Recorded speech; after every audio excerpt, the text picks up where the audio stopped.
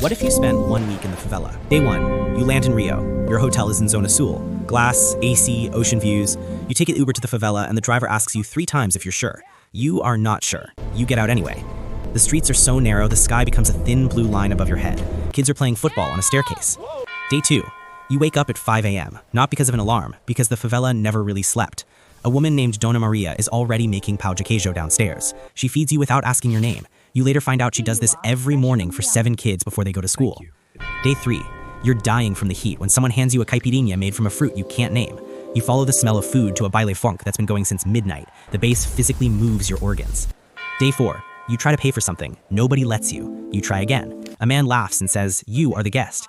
You start to understand that a place with almost nothing has a hospitality code stricter than any 5-star hotel you've ever stayed in. Day 5, a teenager shows you his art. Full murals, wall after wall, covering the concrete in colors so vivid it almost hurts. He has never had an art class. He has never had a gallery. He has 200 followers on Instagram. You have seen worse work selling for 4,000 euros in London.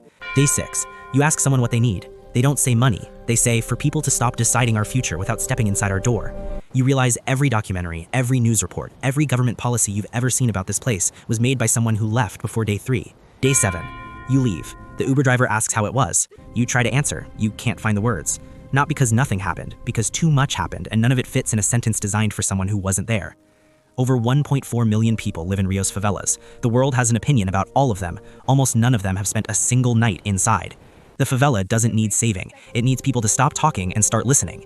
You had 1 week. It wasn't enough. It was never going to be enough.